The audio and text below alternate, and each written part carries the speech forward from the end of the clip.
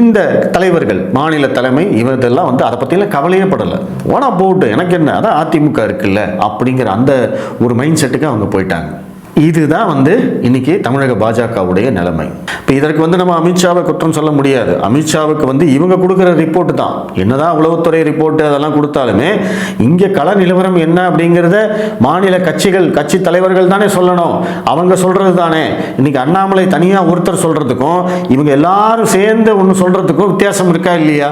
அவர் எதை நம்புவார்? இதைத்தான் நம்புவார். அதை நம்பினதுனால வந்த வேணா தான் இன்னைக்கு கட்சி இப்படி இருக்கு. இதுதான் வந்து இன்னைக்கு ஹோல் சினாரியோ. இவங்க கட்சியை வந்து என்ன பண்றாங்க, பின்னாடி எடுத்துட்டு போறாங்க. வேக வேகமாக செயல்படுறார் அப்படின்னு சொல்லப்பட்ட அண்ணாமலை கட்சியை வந்து வேகமா 3%லேருந்து 11%க்கு கொண்டு வந்து நிறுத்தினாரு. இவங்க 11%லேருந்து மறுபடியும் வந்து நோட்டா கட்சியை மாத்துறதுக்கு முயற்சி பண்ணிக்கிட்டு இருக்காங்க. அதிமுக கொடுக்குற சீட்டுகளை வாங்கிட்டு அவங்க ஒதுக்குற தொகுதிகளை மட்டும் எடுத்துக்கிட்டு தேர்தலை சந்திச்சா என்ன ஆகும்? நோட்டா கட்சியாக தான் நீங்க இருப்பீங்க. அதிமுகவை மீறி செயல்படக்கூடாது அப்படிங்கிறதுக்காக இவங்க என்ன பண்றாங்க, திமுக எதிர்ப்பையே இன்னைக்கு விட்டுட்டாங்க.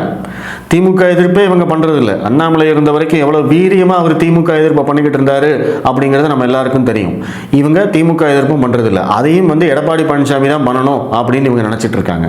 இப்ப விஜய் வந்து பாஜகவை விமர்சிச்சு பேசியிருக்காரு. அதற்காவது ஏதாவது எதிர்வினை ஆற்றுவாங்க அப்படின்னு பார்த்தா அதுவும் கிடையாது. ஏன்னா விஜய் வந்து அதிமுக கூட்டணிக்கு வந்தாலும் வரலாம் அப்படிங்கிற ஒரு நிலைமை இருக்கு இல்லையா? அப்ப இவங்க வந்து பாஜக தலைவர்கள் வந்து விஜயை திட்டி அதன் மூலமாக அவர் கூட்டணிக்கு வராமல் போயிட்டா என்ன பண்றது? அப்ப எடப்பாடி பழனிசாமி அண்ணன் கோச்சுக்குவார் இல்ல, அப்போ நம்மளுக்கு சீட்டு கிடைக்காம போயிடும். அதே மாதிரி அந்த சீட்டு கிடைச்சாலும் தொகுதி கிடைத்தாலும் அங்கே வெற்றி பெறுவதற்கு யாருடைய உதவி வேண்டும்? அதிமுக தொண்டர்களுடைய உதவி வேண்டும்.